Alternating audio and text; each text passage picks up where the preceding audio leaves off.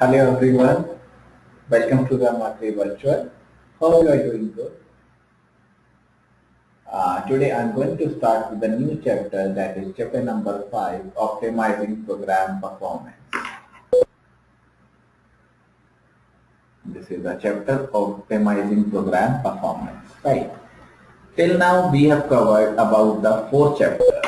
We have covered the 4 chapters, that is last chapter we have covered is processor independent or the processor architecture, that is how we are using or how we depend on the architecture. What is the architecture of the processor? What is the layout of the processor? So now, first of all, takes the quick recap of the previous class, that is yesterday's class, what we have covered in the yesterday's class. Then move to the next part, that is your chapter number 5. So let's take quick review of the previous class.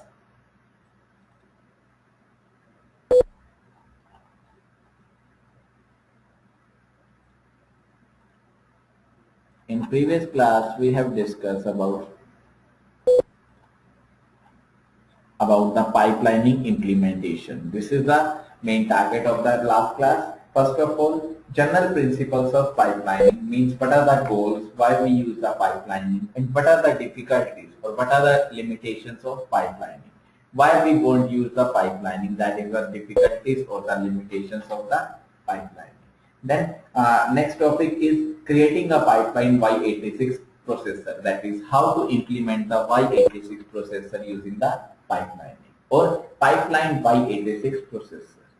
In this we have covered multiple topics. Let's see.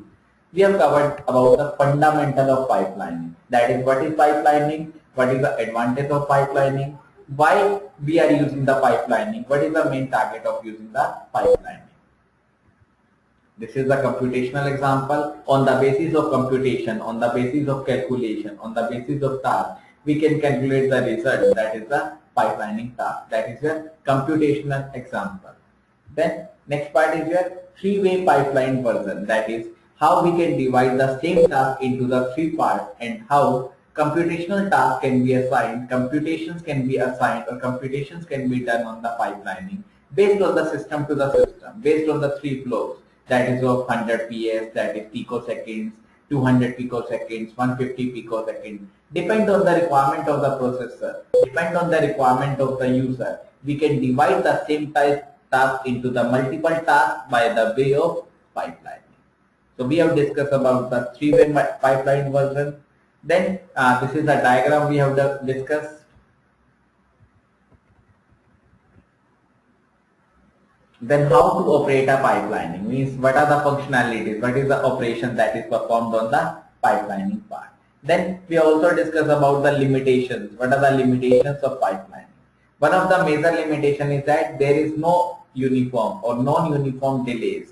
There is some delay in the different different operations, different requirements. Why? Because the same task or the same time is allotted to the multiple process, multiple parts. Suppose B is also using the same time, A is also using that same time. So there is an overlapping of the timing sometimes. That's why it says non-uniform delays in some part of the pipeline. Then next limitation is that register overhead, means for using the pipelining we require more register as compared to the normal requirement or the normal processing. That is, for using the pipelining there is a lots of huge register that is available or extra register that is available for implementing the pipeline. Then how to convert SEQ to the pipe, that is pipelining a pipelining data path. This is the diagram we have discussed about the different phases, different stages like fetch, decode, execute, memory, write back. So this is your first stage, that is fetch, then decode, then execute, then memory, and then at last PC. Now how to convert to the pipeline data path. This is your different different stages like fetch, decode, and how we convert into the pipeline registers. Then what is the problem, why we are using the, or why different stages are different allocated with each other. That is, what is the problem for fetching the instruction, is that the main problem is that the PC, that is the program counter, stays at the end of the stages. That is, after all the stages, a PC will arrive. But the main problem is that PC stores the execution or the address of the next instruction. So this is the problem. For executing the instruction, we have to cover or we have to go through all the stages like fetch, execute, decode, memory, write through. But if we are using the, if suppose we are using the PC at the first stage, so it is not mandatory to go to all the stages. Suppose my task is over at the execute stage, then it's okay. I finish my task at the execute stage. But if the PC is at the end of the stage, I have to go through all the stages. So this is the main problem, and that problem is reduced or solved by the that problem is solved by the SEQ plus hardware. This is the new technology, and the problem is that we have to go through the passes because PC at the end. So the problem is rectified or the problem is solved by the SEQ plus hardware. This is the diagram for SEQ plus hardware. Now, predicting the PC. How we can predict the PC? Then prediction strategy. We have discussed about the strategy. What are the strategy available for using the PC at the first stage? Then how to recover from the PC misprediction. Misprediction means there is a misprediction about the PC. Then how to recover from the PC by using the misconception or the misprediction concept. These are the pipelining stages. As I told you, fetch, decode, execute, memory, write back. Then we have also discussed about the pipelining hardware and the feedback path. These are the feedback path that is denoted by the red lines. Next part is your signal naming conventions. These are the signal naming conventions. How we can give the name to the multiple parts, multiple fields. Then how to deal with. We have also discussed one topic, that how to deal with different dependencies that execute or that is available between the instructions. This is a three-way pipeline version. There is a system that is used to divide the combinational logic into the three blocks of 100 picoseconds. This is a pipeline diagram. This is the unpiped. There is no pipelining. This is the pipelining.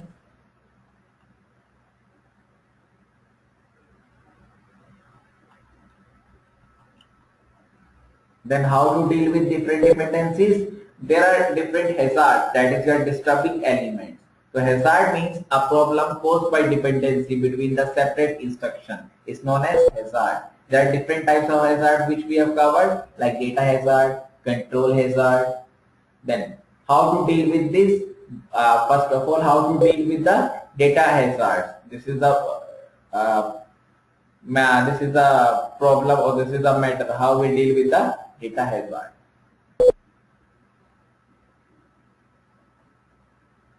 Data dependency between the instructions. Then pipeline demonstration, how to deal with the pipelining. This is the data dependency, 3 knobs. This is 2 knobs. This is only 1 knob. This is no knob. Then next is how problem can be solved by using the concept of stalling. Stalling is a concept that is used to remove the dependency or remove the hazard.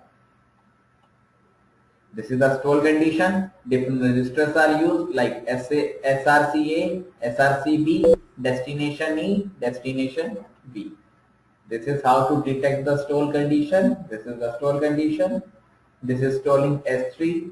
What happens when stalling? Means what is the requirement, or what is the output when we use the stalling?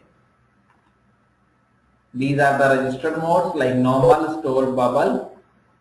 This is how we implement the stalling we have discussed. We have also discussed another method for removing the hazard, that is data forwarding. This is the data forwarding example we have discussed.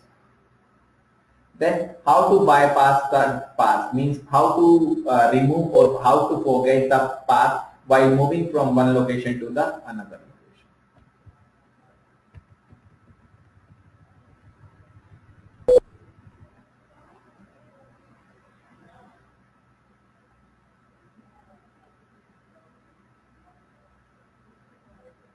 Then data forwarding example, this is the example for data forwarding. This is forwarding priority, means what is the priority, why we forward data from one part to the another part. Then how to implement the data forwarding. This is the implementation, this is the code that is written in C language or assembly language for implementing the forwarding. Then what are the limitations, that is it requires more cycle, it requires more timing, more overhead, more registers. Then how to avoid the load/use hazard. Then how to detect the load or use hazards. Then how to control for the load or use hazard.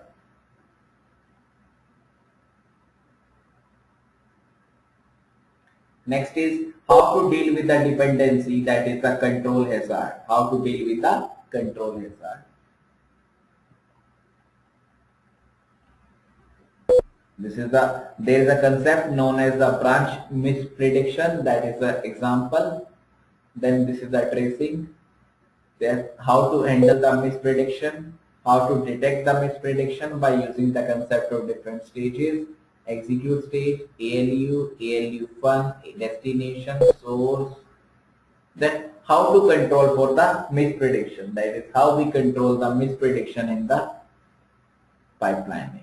There is a return example. This is a return example, that is it returns the value at these values, or these lines should not be executed. This is your incorrect return statement, means this return statement is not correct. This is your correct return statement. This is your correct statement. Next, detecting the return, control for the return, special control cases. There are special control cases like detection case. There are different conditions, there are different triggers that is available. There are action, condition. Then how to implement the pipelining control, that is how to use the controlling so that pipelining can be controlled in a better way. Then pipeline control logic, this is the pipelining control logic. Then last summary, that is what we have covered: concept, limitation, hazard, combination, and so on. So that's all for the yesterday session. Now today I'm going to start with the new topic, new lesson, that is full-fledged the different topic. There is no there is no foundation, or there is no linking between the earlier topics and this new topic, that is chapter number 5. This is all the new and the new fledged topic.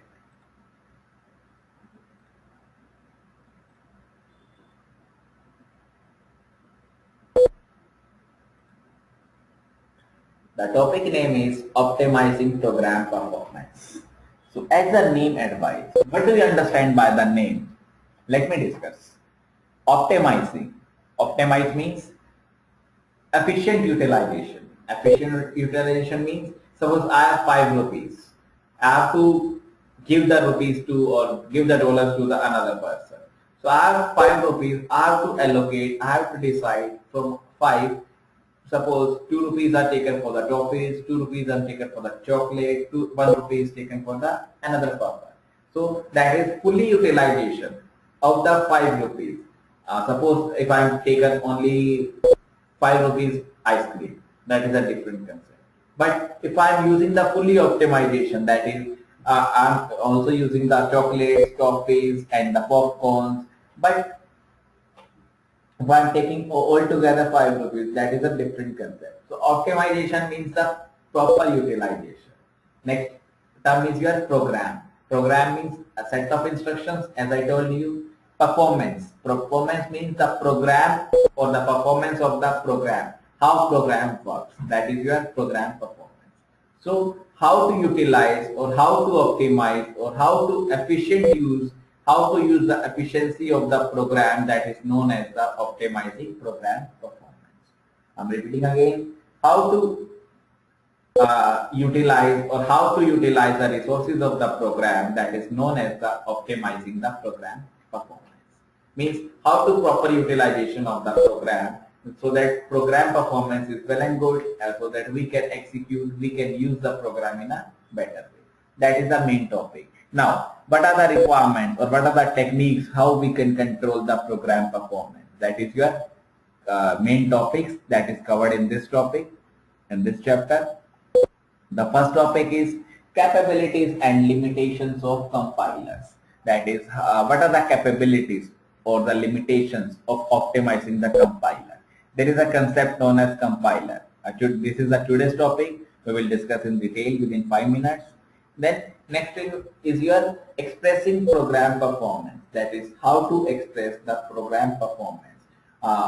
Means what are the measures, how we can express that my program is perfect, that is you are expressing the program performance. Then what are the examples that shows that this program is good, this program is valid, so that I can use the program, I can execute the program. Next, eliminating the loop inefficiencies. Suppose there is a problem in the looping. There are loops in C, as I told you, for loop, while loop. So if there is a problem, so how we can eliminate, or how we can discuss, or how we can eliminate the loopholes, that is a loop inefficiency. Then reducing the procedure code means reducing the functions by reducing the procedure code, so that there is only one procedure, only one person, or the one idea. So we have to reduce the procedure code, that is our main target. Then how to eliminate the unneeded memory references. And eliminate unneeded memory references means if there is a 4 types of memory like RAM, ROM. So how to eliminate the different types of memory references, so that if there is a register concept, so the data will be stored in the register. If there is a memory concept, primary memory, so data will be stored in the memory. That is, you are eliminating the unneeded memory references. That is not required by the program. That is your unneeded memory that lies vacant. So how to eliminate that? By using the concept of disk cleanup, disk defragmentation. Then next is your understanding the modern processors. That is, what is the difference between the earlier processor and what is the difference between the modern processor? That is also covered in this chapter. That enhance the program performance. Then loop unrolling, that is how we can unroll or how we can roll the looping, so that loop can give the better result and they can be used for enhancing or increasing the program performance. Then enhancing the parallelism, that is how we can use the same program at the same level. Means two programs are executing at the same level. That is, you are enhancing the parallelism. Then summary of the result for optimizing combining result. That is how we can combine the code, different codes, and how we can use that. This is the summary of the result. Then some limiting factors, that is what are the limitation when we use different concepts for optimizing the program performance. There are some limitations. As I told you, if there is one concept, there are some pros and the cons of that concept. So what are the limitations or what are the limiting factors that affects when we optimize the program performance? Next, life in the real world, that is what are the improvement techniques so that we can improve in the future. Then next, identifying and eliminating program or performance bottlenecks. That how to identify the performance bottleneck and how to eliminate them. That is also the last topic or second last topic, that is identifying and eliminate performance bottleneck. And the last topic is a summary. Summary means what we have covered in the topic. So there are 15 topics, 15 parts of the same unit. So let's start with the first one, that is capabilities and limitation of optimizing compiler. But before that, let's take a quick introduction. What is the chapter? What is the chapter about? As I told you, now let's see in the theory part.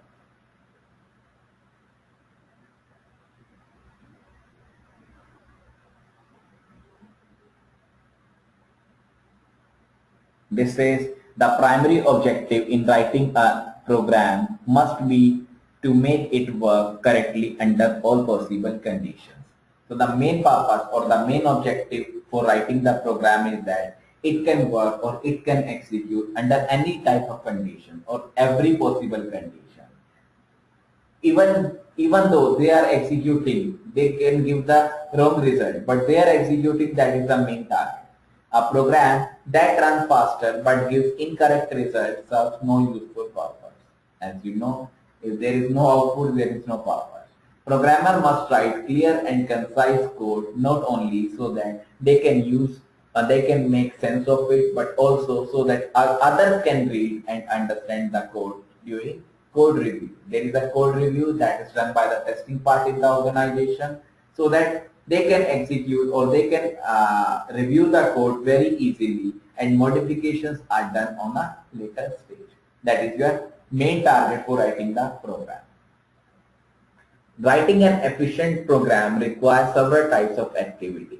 First of all, as I told you, we must select an appropriate algorithms and data structure. Then there is perfect or the efficient source code that the compiler can effectively optimize to turn into the efficient executable code. Means there is a proper compiler that divide, convert the high level language into the executable code, that is your machine code that is in zeros and ones.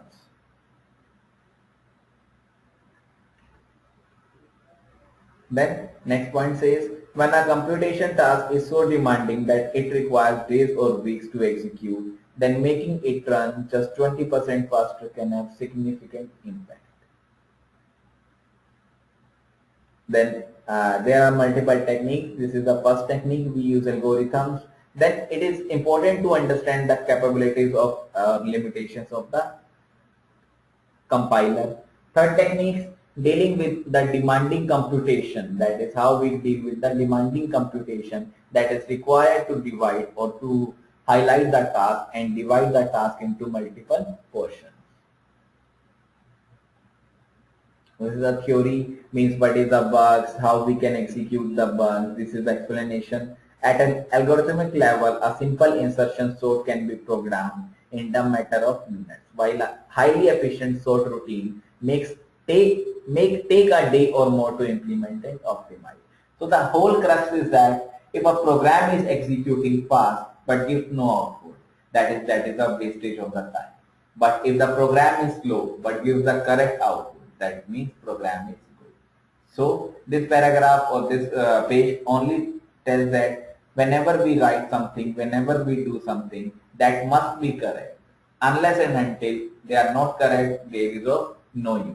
Even if we are using or if we take so many minutes, so many time, but if the output is correct, then that time is neglected.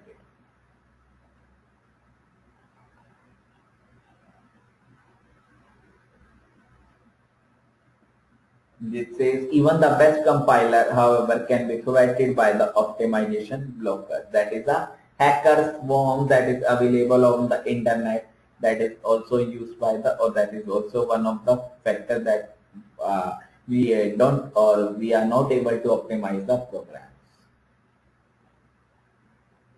This is the same theory.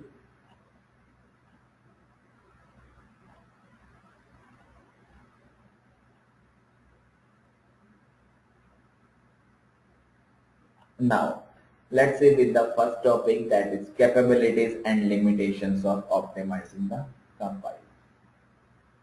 That is how to optimize and how to store, or what is the compiler, what is the capabilities of the compiler, and how or what are the limitations of optimizing the compilers. Now, let's say with the help of PPTs, there is no PPT available.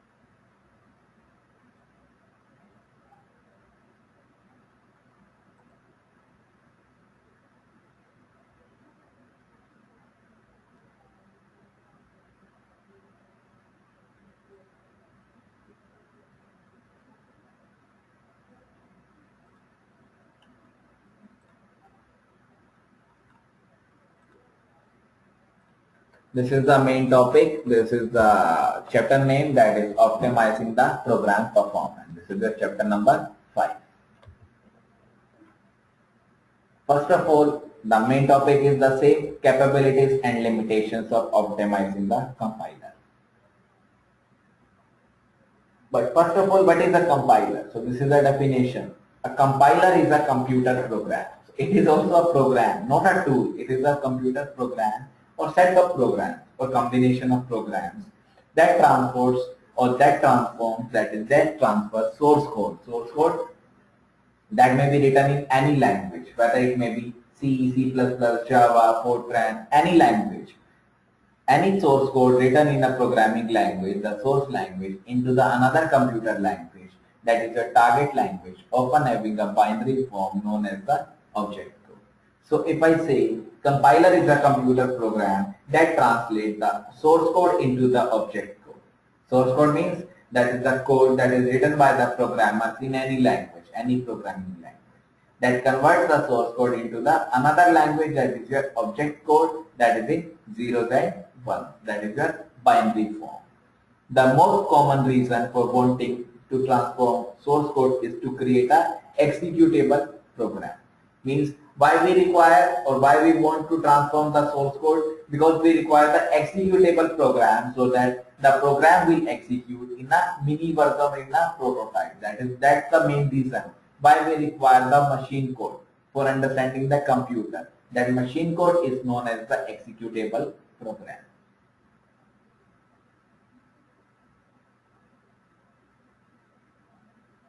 The name compiler is primarily used for programs that translate source code from a high-level programming language to a low-level language.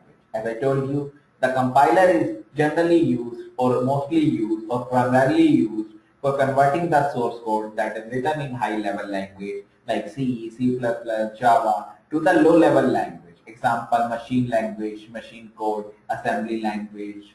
So this is a compiler. Next point says, if the compiler program can run on a computer whose CPU or operating system is different from the one on which the compiler runs, the compiler is known as the cross compiler. Suppose I have written a program and I have executed that program.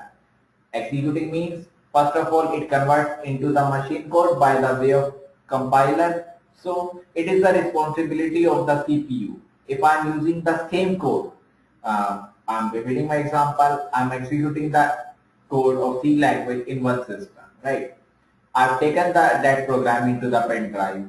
I've gone to the next computer, next lab, next cyber cafe, attach the pen drive, use the same code that is stored in the one language or one computer that has a different CPU, that has a different operating system, for example. But in cyber cafe, the system has a different CPU, different processor, different operating system. So when the same code that is written in different CPU operating system is executing on the other machine, another computer that has a different CPU or the operating system, that compiler or that program by the which we can execute the program is known as the cross compiler. So I think concept is clear. When we are using the same program on multiple computers that have a different CPU, different operating system, that is known as a cross compiler. More generally, compilers are a specific types of translators. Why they are known as translators? Because they convert the high level language into the machine level language. That's why they are a specific type of translator. This says a compiler is likely to perform many or more of the following operations. These are the operations that is performed by the compiler, like lexical analysis, pre-processing, parsing, semantic analysis, that is syntax translation, code generation, and code optimization. These are the operations that is performed by the compiler. Next point says, program faults caused by incorrect compiler behavior can be very difficult to track down and work around. Therefore, compiler implementers invest significant effort to ensure compiler correctness. So program fault caused by the incorrect compiler, that is if the program is executing and we are using the compiler, if there is a fault in the program, so they are very difficult to tackle down or very difficult to handle that program if there is difficulty in the compiler. So it must be ensured before executing the code that compiler must be correct, that is compiler correctness.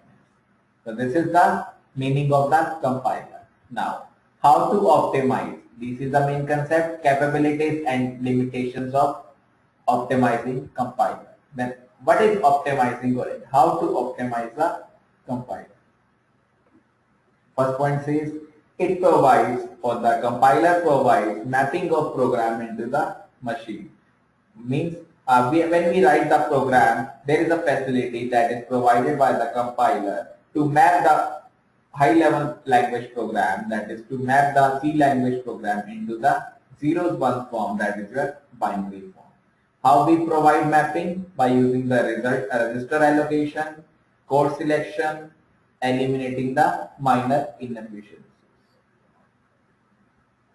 Then don't improve asymptotic efficiency. That is, the another method is that don't improve the efficiency of the compiler in an asymptotic way. That is up to programmer to select best overall algorithm. Big O savings are more important than constant factors.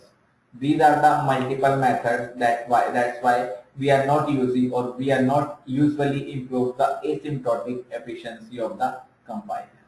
But constant factor also matters. Then optimizing compilers have a difficulty in overcoming the optimizing the blockers. Blockers means the hackers that is available on the internet. Suppose I am executing the code. I am executing one code in C language, converting into the primary or convert into the compiler.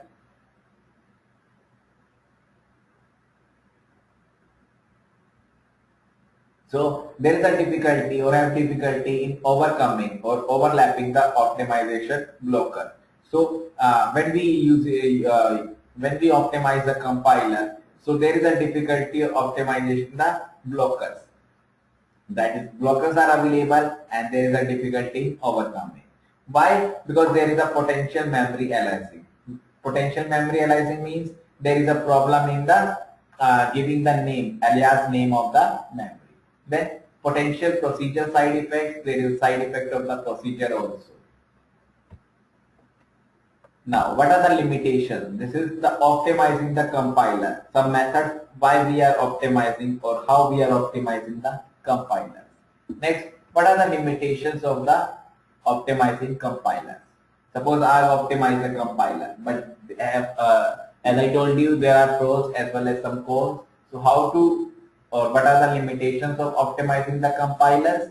First limitation is that it operates under fundamental constraints. There are some constraints that is fundamental or that is some basic. That is it operates. It operates means compiler or optimizing compiler operates under fundamental constraints.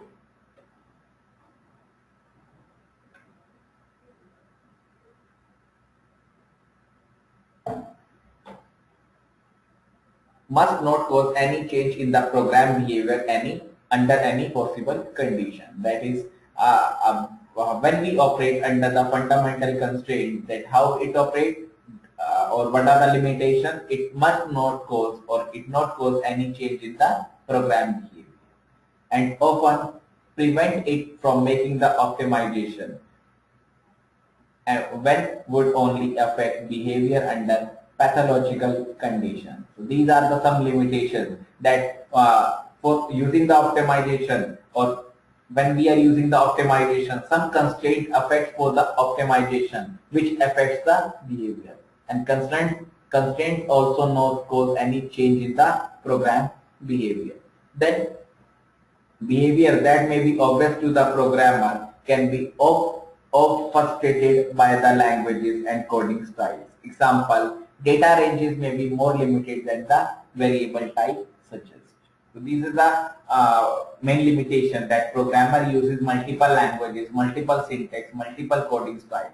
So it is very difficult for the compiler to translate each and every site or each and every coding into the machine level language. So this is the limitation of optimizing the compilers. Then next point says most analysis is performed only within the procedures. That is, mostly analysis part is performed within the procedure only, within the function code only. That is, whole program analysis is too expensive in most cases. Then most analysis is based only on static performance. Means if there is a dynamic performance, there is no analysis part. Mostly analysis is based on the static condition, that is static, not in moving condition. Suppose I've written the code in C, that is a static information. So mostly analysis is performed on the static information. Compiler has difficulty anticipating runtime input. When in doubt, the compiler must be conservative. If there is any doubt, the compiler must be conservative stage. Then next part is the machine independent optimization. That is how we are using or how we implement machine independent optimization. That is, there is an independency between the machines. Suppose I am using one machine, another person is using machine. If their machines are independent, that is not linked to each other, then how we optimize the machine independent? This is the main concept. Optimization you should do regardless of the processor compiler. That is the machine independent optimization. That is, optimization is performed but without any processor, without any compiler. Then code motion, that is, it reduces the frequency with which computation performed. That is why we are using the code motion, because it reduces the frequency with which computation performed. If it will always produce the same result, especially when moving code out of the loop. So that's why it reduces the frequency with which the calculation is performed. This is the example. There are two for loops. For I equals to 0, I is less than n, I plus plus. In the same way, we are using the next inner loop, j equals to 0, j less than n, j plus plus. Now, using the concept, a n into I plus j equals to bj. Now, changes that optimization or that coding into this part. That is, for I equals to 0, I is less than 10, I plus plus. Condition is that starting with 0 and ending with till the n values that is given by the user, then increment the value at each iteration. Int ni equals to n into I. This concept n into I is used as a variable, that is ni variable that stores the value by multiplying the n into the I. And ni is of the integer type. Integer takes 2 bytes. Then uses the another loop, another for loop, that is for j equals to 0, j is less than 10, j plus plus. A ni plus j equals to bj. That is, store the value, this ni value, that is n into I plus j equals to bj. The main difference is that this n plus I, that is you are using in the square bracket, that is done in the separate method, that is done in the separate line, that is int ni equals to n into I. This is the machine independent optimization. That is, this portion is independent, this for loop is independent, this for loop is independent. So that concept or this concept is known as machine independent optimization.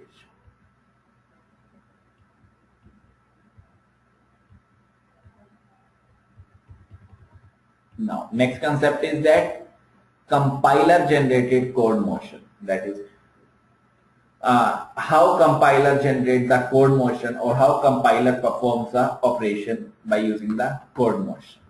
Most compilers do a great job with the array code plus the simple loop construct. That is, most compilers simply translate the high level language into the machine level language by writing the code language.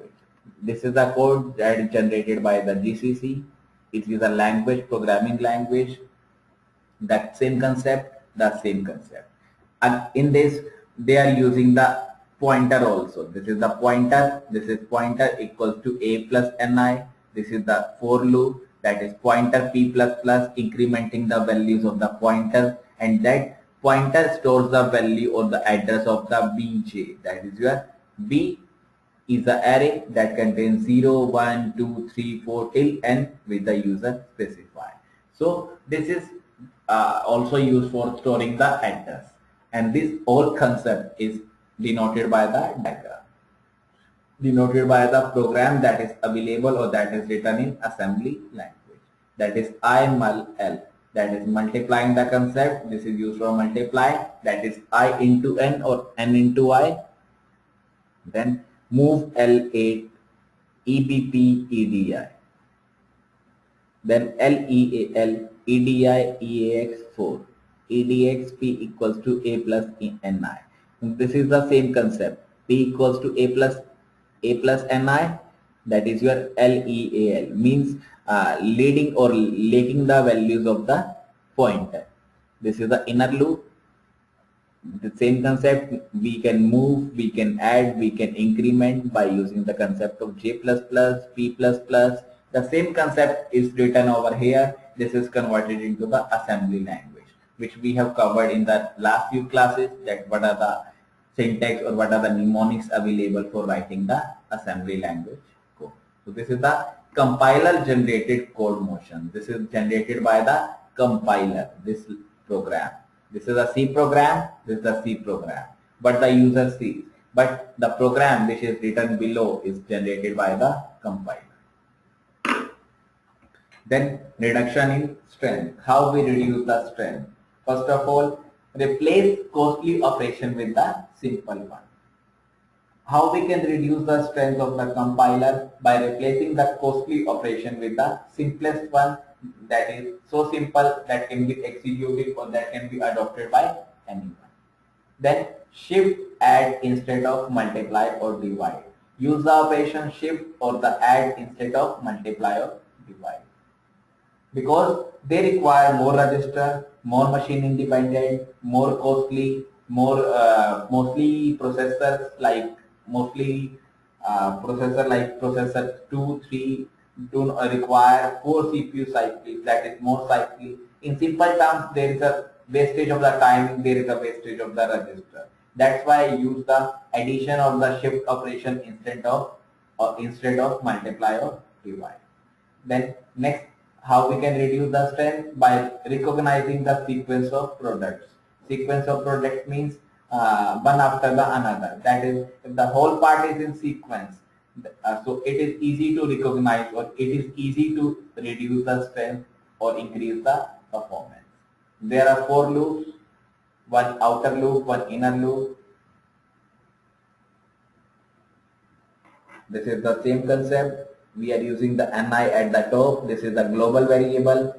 This ni is used by every part of the program. Why? Because this is available or this is written at the top of the looping. Now, what are the usage or make use of the register for optimizing the compiler? These are the concept that is used for optimizing the compiler. We use the concept of, or we make the usage of the registers very easily, because the main reason is that registers are very useful for writing and reading the program, because they are very effective methods. We can fetch the data, we can execute the data, we can store the data very easily, very fastly, very time saving with the use of the register. So this is the main benefit. This is reading and writing registers much faster than the reading or writing memory. As I told you, when we read or write from the memory, that requires more time than what we require by using the reading and writing from the registers. What are the limitations? Compiler not always able to determine whether variable can be held in the register or not. Compiler searches for the memory, I agree, but compiler sometimes does not able to search in the register. Possibility of aliasing means it is very difficult to give the name of the register. That is the main or limitation of using the registers. This is the example. This is the example of the this one limitations. This is the C program. This is the C program.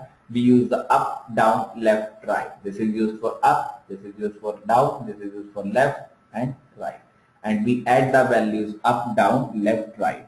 Means this gives the output to the up, output to the down, output to the left, output to the right. These all output are adding up and stored in the sum variable. This is the 3 multiplications. This is the 1 multiplication, that is I into n. Now, optimization example. This is the example that is written in C language. The function name is combine1 and the data type or the return type is void. These are the 2 arguments. One argument is that we are using the vector argument, that is a pointer, that is VEC ptr v. Then there is a pointer, that is destination, and the return type is integer. Take only one variable, that is int I, that is of integer type, that take 2 bytes. Uses the pointer, that is pointer destination, that stores the value or that stores the address at 0. Then using the for loop. First of all, initialize the value by 0, that is I equals to 0, I is less than vector length v, means I will execute until the length variable, this is the length function, that is the length of the v, that is input by the user.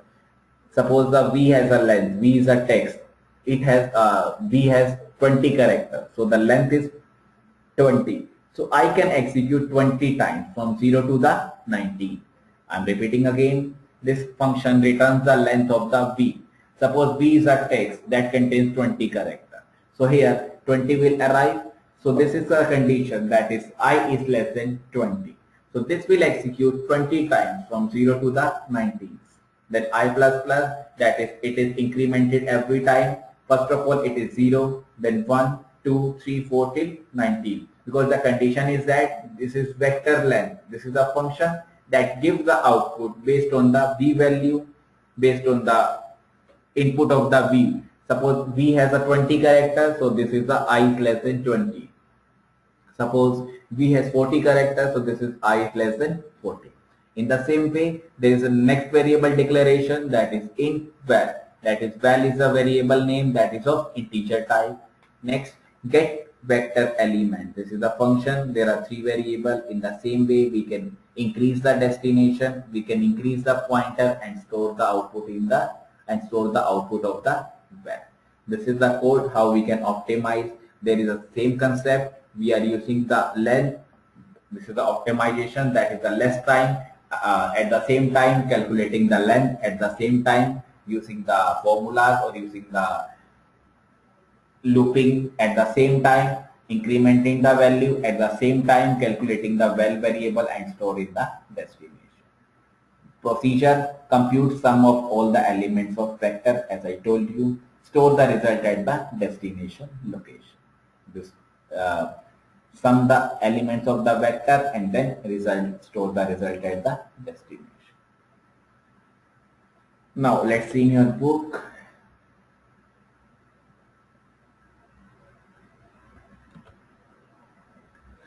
First of all, let's take 5 to 10 minutes break, then see in your book what we have covered in the what we have covered till now from the book.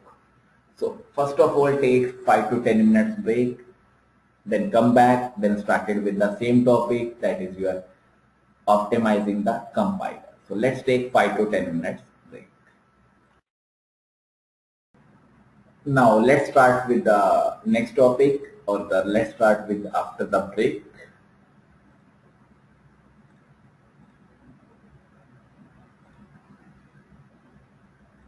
We have covered about the first topic, that is utilization and limitations of optimizing the compilers. Let's see. This is an hanging up condition.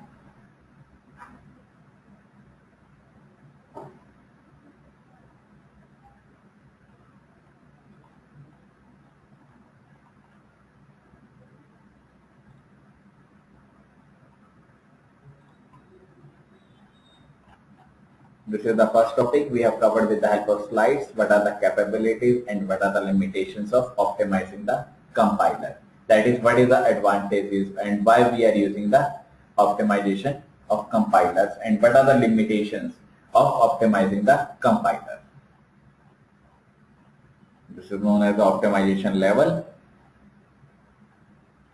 This is the example in the C, how we optimize the coding or how we optimize the level. This is void t vidal 1 int pointer xp int pointer yp. Then using the pointer, increment the value and store the output of the yp pointer. In the same way, the same line, store the yp pointer variable or the yp pointer address to the xp variable. In the same way, we can write it as a t vidal 2 int pointer xp int pointer yp xp plus equals to 2 into y pointer yp. These are the two. So I am using either 2 into or I am using in the two parts that is available in the two lines. I can use any one part. This is a double value at xp. This is a triple value. Why? Because this is also incremented. So this is the one value. This is another value. Next, last line says the case where 2 points. This is the last line. The case where 2 pointers may designate the same memory location is known as the memory aliasing. This is using the same memory locations. X equals to 1000 means x has a value 1000, y has a value 3000. We using the pointer, that is pointer q, that stores the address of the variable y. P stores the address of the variable x. T1 stores the variable address of the pointer, that is q. Next problem is swapping the value. This is used for swapping. This is used for swapping optimization techniques for function call. This is a function. This is how we can optimize the function calls by inline substitution. These are the methods how we optimize the compilers. Then comes to the next topic, that is expressing program performance. Means how to express or what are the methods to measure the program performance. Suppose my program is running at per the requirement, at per the speed that is expressed or that is denoted by one of the metric that is available, that is known as the CPE, that is cycles per element.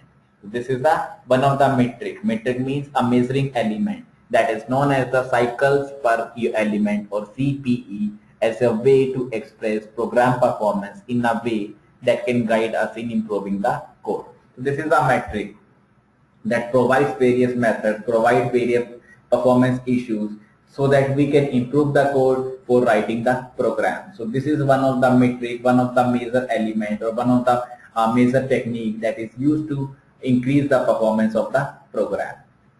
It is appropriate for program that performs a repetitive computation. Repetitive computation means more than one task are performing at the same speed, at the same level, such as processing the pixels in an image or computing the elements in a matrix product. So these are the same elements, same repetitive tasks. That is best solution or the best solution for enhancing or express the program performance is the CPE, that is cycles per element.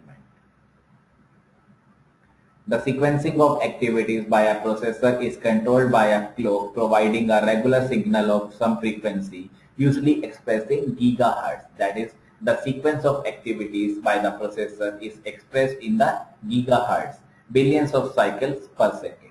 For example, when product literature characteristics a system or as a 4 gigahertz processor, it means that the processor clock runs at the 4 into 10 power 9 cycles per second. This is the example how CPE, that is cycles per unit, is used to express the performance of the program or is used for program performance. These are the multiple methods. The second use is a technique. For one function, we use a technique that is known as the picoseconds or the nanoseconds. The next technique means after using the or instead of using the CPE, that is cycles per second, the next technique is loop unrolling to compute two elements per iteration, that is more than one element or more than one integer element per iteration per looping, that is your compute two elements per iteration. The time required by such a procedure can be characterized as a constant plus a factor proportional to a number of elements processed. Uses a least peak square feet. This is a method that is used by the CPE, that is cycles per element. This is the example. This is a C example. There is a function name that is psum that is used for adding the values.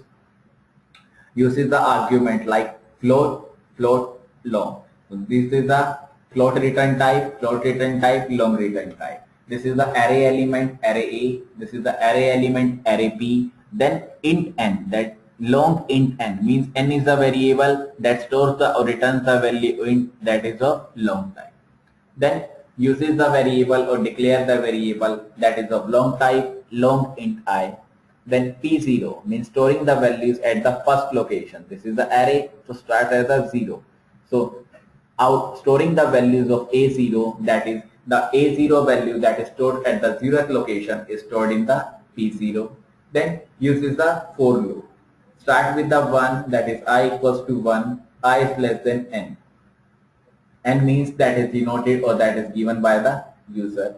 I plus plus Pi equals to means it will iterate many times. First of all P1, then P2, P3 till n that is given by the user. So first of all P1 equals to 1 minus 1. 1 minus 1 equals to 0. So P0 plus AI. AI is A1. So first of all it adds the P0 to the A1 and stores the output to the Pi. Now next time P2, same 2 minus 1, 1. So it adds P1 plus A2 because I is 2. So P1 plus A2 if it is also stored in the Pi. In the same way they can add the value that is used for product sum or P sum. Next function is your psum2, that is product sum2. There are three variables, there are three arguments, that is float A, float P, long or long int n. Same variables are declared like int n, long int n, P equals to P0 equals to A0. Same for loop, but the looping or the condition is different. That is, this is the condition n minus 1. Suppose the user is giving the value 5, so it will iterate till I is less than 4.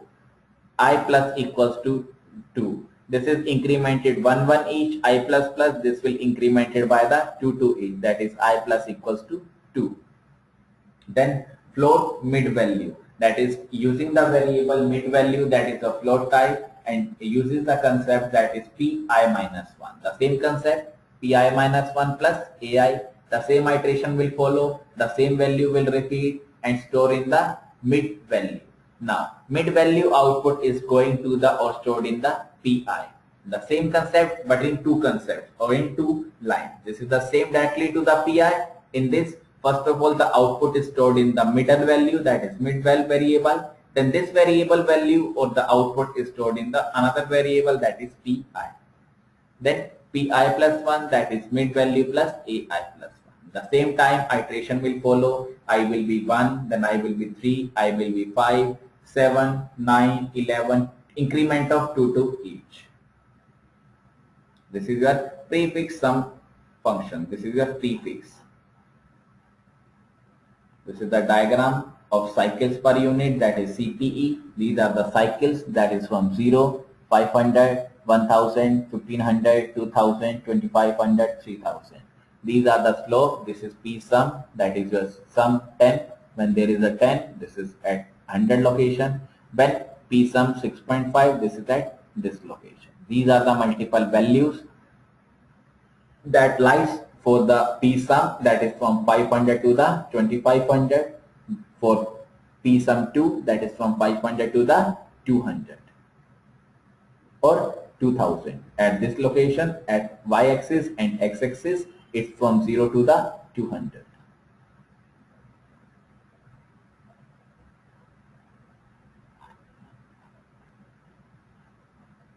Next is your program example, but before that, let's see in your book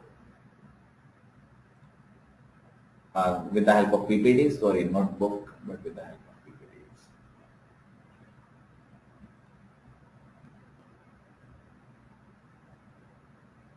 Now let's see with the help of slides what we have covered in the with the help of book, that is expressing the program performance. That is how we can express the program performance. This says time scales, means how time will be divided into the multiple parts, that is your time scales. One is your absolute time. Absolute time typically or it generally uses nanoseconds. Nanosecond is a mini version or the smallest part of the timing. There is picosecond, there is a nanosecond. So this says typically used nanosecond, that is 10 power minus 9 seconds. This is a little bit, means a very tiny time that is used for execution, that is nanosecond. Then time scale of computer instruction. So this is the absolute time that is used for the instruction, that is the time scale of the computer instruction. Then next scale or next part of timing is your clock cycle that the computer uses. This is mostly computer or most computer controlled by high frequency clock signals. So that are controlled by the high frequency controlled signal. That is one of the category of the time scale or one of the category of the timing. Typically ranges, that is it range from 100 megahertz to 2 gigahertz. So it ranges from the 100 megahertz and ends with the last one is the or the maximum is 2 gigahertz. 100 megahertz means 10 power 8 cycles per second. That is clock period equals to 10 nanoseconds. So it can be expressed in the cycle per second, that is CPS, or the clock period that is equals to 10 nanoseconds. That's why it is 10 power 8. In the same way, 2 gigahertz equals to 2 into 10 power 9 cycles per second. Clock period equals to 0.5 nanoseconds. This is the clock period, this is the clock period. Then this is the same diagram which we have covered. This is cycles per unit. As I told you, this is the metric that is available for counting or for express the performance of the program. This is the convenient way, or the CPE, that is cycles per unit, is the convenient way to express performance of program that operators on vectors or lists. That operates on or operators on the vectors, that is a variable type. This is a variable, vector variable, or the list. Then length equals to n, that is storing the output of n to the length. Then t equals to CPE into n plus overhead. This is CPE that is stored into n, that is your length, plus the overhead that is required. That is your total timing. So this is the cycles per unit, convenient way. Length equals to n, that is the n output has a value that is stored in the length variable. Then uses the n multiplied by the cycles per unit that has some value, increment the overhead or adding the overhead, and that the output is stored in the timing, that is your timing. This is the same example. This is for V sum 1, slope equals to 4.0. This is the clock period. This is V sum 2, slope equals to 3.5. So there is a different slope, there is a different function, there is a different lining that can be drawn with the help of the diagram, with the help of a figure. So this is the figure, this is the V sum 1 figure, first line, then V sum second figure, that is your second line. Then next one is your optimization example, that how we can optimize the program performance. This is the example for that one. This is the C syntax, that is we are using the concept, we are using the function combine, that is used for combining the values. And the return type is of void, and these are the two variables or arguments or parameters. One argument or parameter is that vector PTR, that is we have taken the pointer vector that have a variable v. This is the vector variable or the vector data type. Then this is a int data type, and there is a pointer known as the destination that is used to store the address of the variable. Then int I, that is using the variable I, that is of integer type. Then pointer destination equals to 0, that is destination is a pointer variable that stores the value or the address as a 0. Then using the for loop, starting with the I has the value 0, it will run until the length of the v, the same concept which I told in the book, until the length of the v is determined I plus plus. That it goes to the length of the v. V is a suppose text. I'm saying suppose, but it is not the text. So it contains 20 characters. So this is I is less than 20. That runs from 0 to the 19. So this is I is less than vector length v I plus plus. Taking one variable, that is val, using the function that is get vector element vi ampersand val. That is your address variable that stores the address of the val variable. Vi are the variables. Pointer destination plus equals to val. That is using the concept of pointer that increment the pointer variable and stored in the val variable, or store the output of the val variable to the destination. This is the optimization technique, how we can optimize the technique or how we can optimize the value for the program performance. That is how we can increase the efficiency of the program. So we are using the program, or we are using the concept of C language, inner loop, outer loop for incrementing the value. Then procedure is that first of all compute all the elements of the integer vector. This is the elements of the integer vector. So first of all compute the sum of all the elements. This is the sum that is used for adding the integer vector.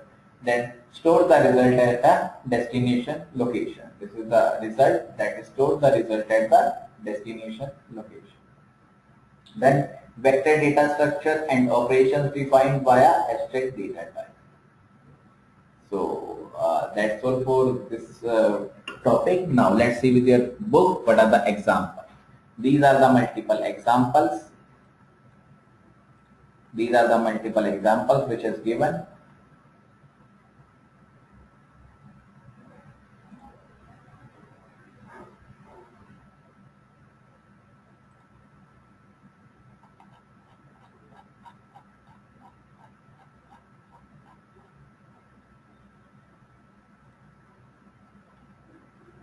This is your vector abstract data type example. This is type def, that is defining the value of type. There is a struct variable that contains the variable like int length, data t, pointer data. There is a struct data type variable that is vec rec, pointer vec ptr. There is one simple variable that is vec rec. There is a pointer variable that is pointer vec ptr.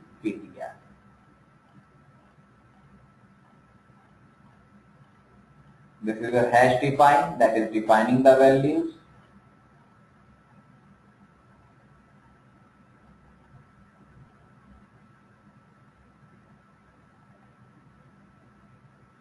This is the concept how we can optimize the program performance. This is vector ptr, new ve, long int, the same example. This malloc is used for optimizing or for storing the memory or for dynamically allocating the memory, that is your malloc. Then if not result, that is if not equals to the result, return the null value, else return arrow length, that is giving the values of length and store in the return arrow length. Means accessing the values of the pointer variable by using the arrow operator. This is the arrow operator. Could not allocate the storage, this is null, allocates the array if the length is greater than 0. This is the example for the program efficiency, that is implementation of vector abstract data type. This is also example, that is initial element implementation of combining the operation. CP is cycles per unit or per element or cycles per element.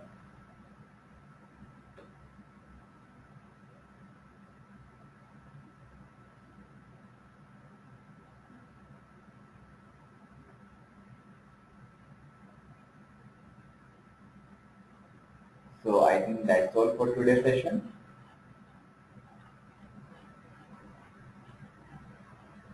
Now, if you have any doubts, then please text the doubt. That's all for today's session. First of all, let's take the quick review what we have covered in the today's class. And Then if you have any doubt, then please text the doubt and I will answer you. So let's take a quick review what we have covered in the today's class.